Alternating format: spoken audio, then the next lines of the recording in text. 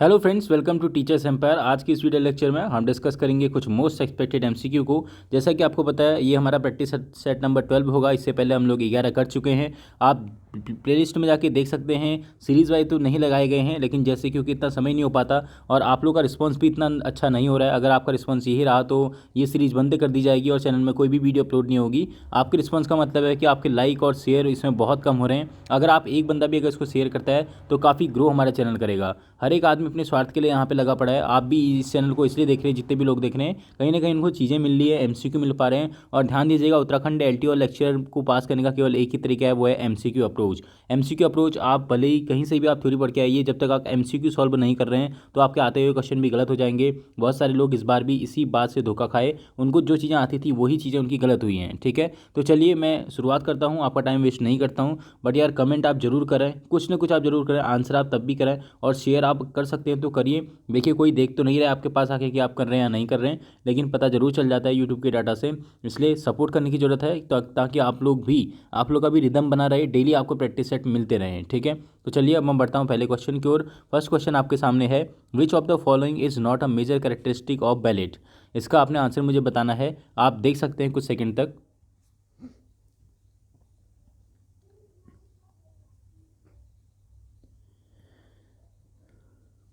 तो आप देख रहे हैं, इसमें आप ध्यान दीजिएगा, इसमें बैलेट का कौन सा कैरेक्टरिस्टिक नहीं है पूछा है। ठीक है, which is not a major characteristic of ballet पूछा है, इसलिए आपने बताना कि इनमें से कौन सा नहीं है। ठीक है, अब मैं इसको पढ़ता हूँ। मैंने आपको पॉज दिया था ताकि आप पढ़ के अपना आंसर दें कमेंट बॉक्स में। It tells a story open with musical accompaniment. Accompaniment का मतलब है संगत के साथ। ठीक है, यानी म्यूजिक के साथ इसको गाया जाता है, ये बिल्कुल सही है। दूसरा आपको दिया है, it usually deals with a single episode, बिल्कुल सही है। तीसरा जो आपको दिया है, it is comic in nature, ये अभी हम देखते हैं, इस पर डाउट है। The story is told through dialogue and action, ये भी बिल्कुल सही है। यानी अगर ये तीनों सही हैं तो जिस पे डाउट होगा वही आपका गलत होगा, यानी क्वेश्चन नंबर सी इसका सही आंसर होगा, क्योंकि ये आपका बैलेट का कैरेक्टरिस्टिक नहीं है। ठीक है, ये कॉमिक इन नेचर नहीं होता, इस बात का ध्यान रखिएगा। और आप पेपर में चाहे आपको आंसर पहले ही क्यों नहीं मिल जाए, सी में ही क्यों नहीं मिल जाए, तब भी आप फोर्थ वाला जरूर देखेंगे, इस बात का आप ध्यान रखिएगा। एमसीक्यू अप्रोच डेवलप करनी बहुत जरूरी है। बढ़ता हूँ नेक्स्ट क्वेश्चन की ओर। क्वेश्चन नंबर सेकंड है आपके सामने, which one is correct.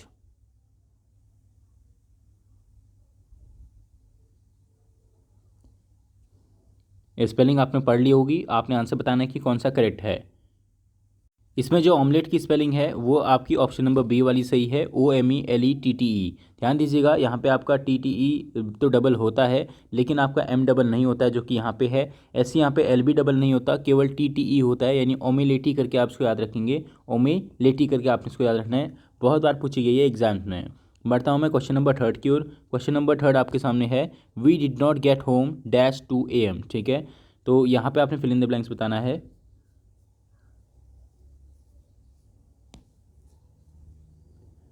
Time over हो गया, तो आप ध्यान दीजिएगा, जहाँ पे भी अगर आपको यहाँ पे टाइम दिया होता है, पॉइंट ऑफ टाइम दिया होता है, तो आप वहाँ पे टिल लगाते हैं, इसलिए इसका सही आंसर क्या होगा, we did not get home till 2 PM। ठीक है, जहाँ पे भी आपको पॉइंट ऑफ टाइम देखने को मिलेगा वहाँ पे आप किस प्रीपोजिशन का यूज़ करेंगे, टिल का यूज़ करेंगे। ठीक है, बढ़ता हूँ मैं नेक्स्ट क्वेश्चन की ओर। नेक्स्ट क्वेश्चन में जाने से पहले वीडियो को आप लाइक करना ना भूलें। आपकी तरफ से एक ही चीज़ जो आप हमको देखते हैं वो है आपका लाइक और आपके 2-3 शेयर। ये चैनल को ग्रो भी करेंगे और आपकी भी एमसीक्यू अप्रोच डेवलप होती रहेगी। बहुत ही ऑथेंटिक सोर्स से मैं इन क्वेश्चंस को ला रहा हूँ, इस बात का आप ध्यान दीजिएगा। बढ़ता हूँ नेक्स्ट क्वेश्चन की ओर। नेक्स्ट क्वेश्चन है, which literary group is called मैक्सपोंडे ग्रुप।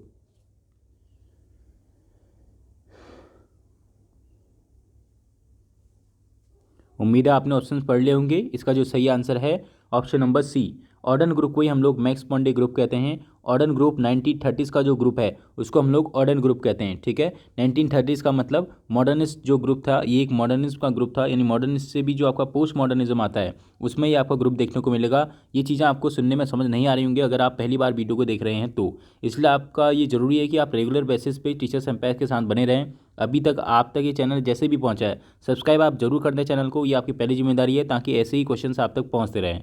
तो मैं बात कर रहा था मैक्स पॉन्डे ग्रुप की, तो मैक्स पॉन्डे ग्रुप का ही दूसरा नाम आपका ऑर्डन ग्रुप के नाम से हम इसको जानते हैं, या आपको 1930s भी हम इसको कहते हैं, यानी ग्रुप ऑफ 1930s भी हम किसको कहते हैं, ऑर्डन ग्रुप को कहते हैं। ऐसी जो बीट राइटर्स है इसको हम लोग ग्रुप ऑफ 1950s कहते हैं। इस बात का आप ध्यान दीजिएगा।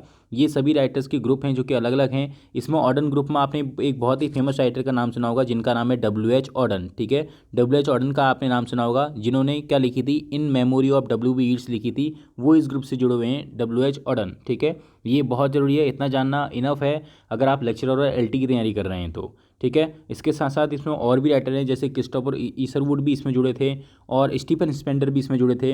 वो सब किस में जुड़े थे, ऑर्डन ग्रुप में। अगर आप चाहें तो आप शॉर्ट नोट्स बना सकते हैं। ऑर्डन ग्रुप आपने लिख ही दिया, W.H. ऑर्डन लिख दिया आपने, स्टीफन स्पेंडर इसमें लिख दीजिए, क्रिस्टोफर ईसरवुड करके भी आप एक राइटर का नाम लिख दीजिए। ये तीनों राइटर किससे बिलोंग करते हैं, ऑर्डन ग्रुप से। अगर कोई सेंचुरी पूछता है तो ध्यान दीजिएगा ये पोस्ट मॉडर्न एज के हैं, यानी आपके 20वीं सेंचुरी के बाद के राइटर्स हैं।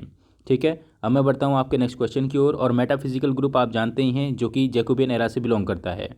चलिए नेक्स्ट क्वेश्चन आपके सामने है, poem elementary classroom in a slum was written by. ध्यान दीजिएगा, ये NCERT में से उठाया गया है, 11th और 12th में से। आपको पता है NCERT वाले सेक्शन से 14 मार्क्स का पूछा जाता है LT एग्जाम में, UKSSC के सिलेबस के अकॉर्डिंग, इसलिए NCERT कवर करना भी बहुत ज़रूरी है। तो अब आपने मुझे बताना है, an elementary classroom in a slum, ये जो पोएम है ये किसने लिखी थी।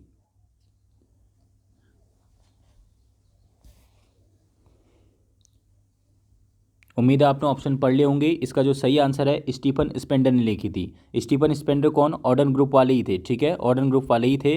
और ध्यान दीजिएगा, जो जो स्टीफन स्पेंडर की ये जो पोएम है, ये मैंने यहाँ पे इसका जॉनर इसलिए नहीं लिखा क्योंकि बेसिक सा क्वेश्चन ऐसा भी बना है किसी एग्जाम में कि an elementary classroom in a slum is a dash करके उसने ऑप्शन दिया था, नोवेल है, स्टोरी है, या आपका फेबल है, या पोएम है। तो आपको पता रहना चाहिए an elementary classroom in a slum जो कि स्टीफन स्पेंडर ने लिखी थी, वो एक क्या है, पोएम है। ठीक है, इस बात को भी आप ध्यान रखेंगे। बहुत ही बेसिक सा क्वेश्चन है जो आपको 1 नंबर दे जाएगा यदि आपको क्वेश्चन आता है तो।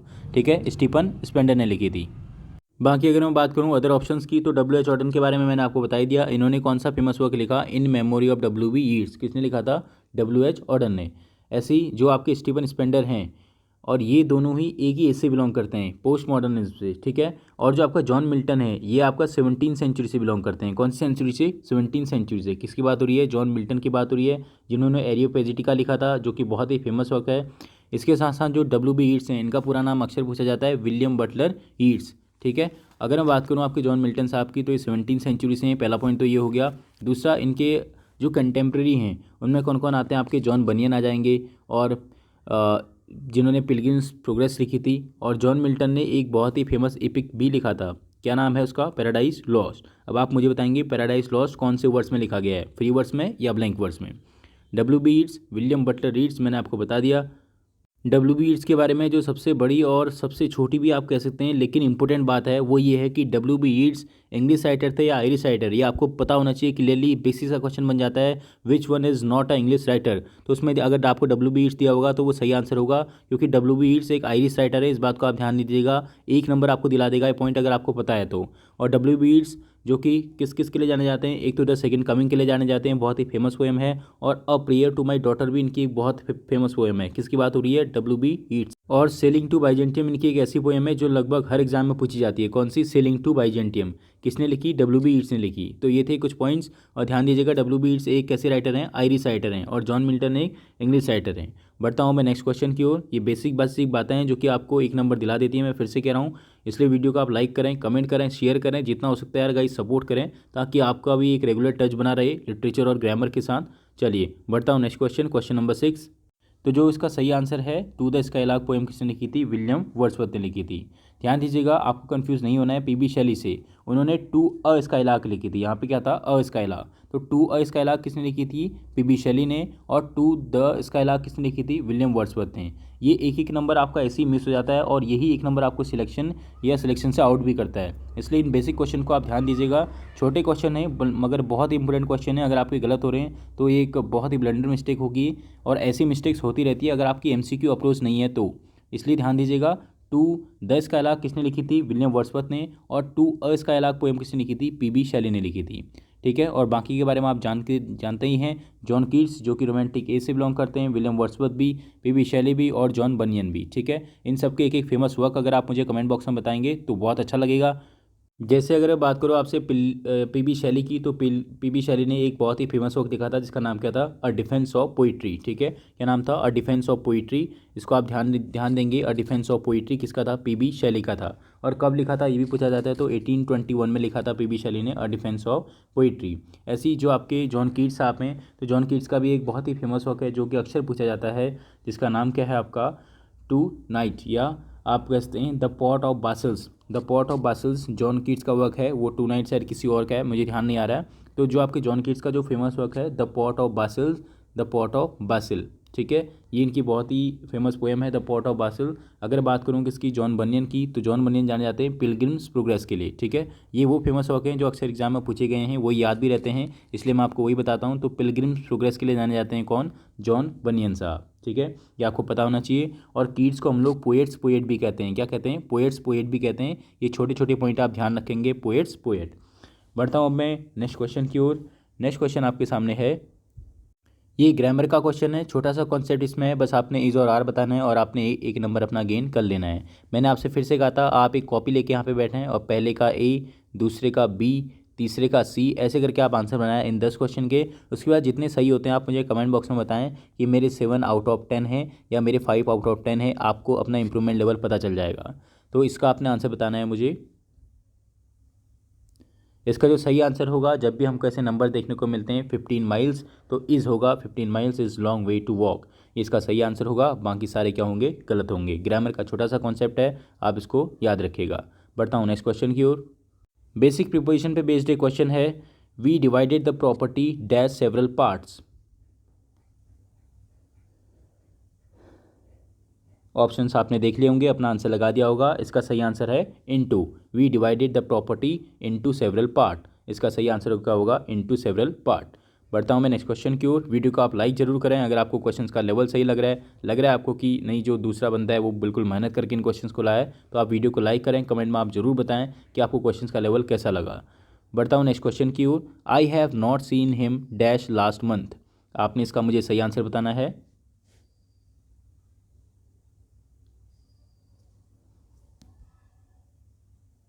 इसका जो सही आंसर होगा, आई have not seen him since last month, क्या होगा, सिंस लास्ट मंथ, क्योंकि यहाँ पे भी आपको क्या दिया है, एक पॉइंट ऑफ टाइम दिया है। जहाँ पे आपको पीरियड ऑफ टाइम दिया होता है वहाँ पे क्या लगता है आपका फॉर, लेकिन सिंस से कहाँ पे लगेगा, लास्ट मंथ, लास्ट वीक। तो ऐसी जगहों पे आपका क्या यूज होगा, सिंस यूज होगा। और फॉर कब यूज होता है, जब आपको दिया होता है जनवरी से फरवरी तक, फरवरी से मार्च तक, ठीक है, लास्ट वीक से फर्स्ट वीक तक, तो ऐसी जगहों पे आप फॉर लगाते, लेकिन यहाँ पे आंसर क्या आएगा, सिंस आएगा। बढ़ता हूँ क्वेश्चन नंबर 10 की ओर। वीडियो को आप लाइक करना ना भूलें। क्वेश्चन नंबर 10 आपके सामने है, who among the following writers is known for his epigrammatic prose style. Options आपको दिए गए हैं, Addison, doctor Johnson, Edmund Spenser और फ्रांसिस बेकन।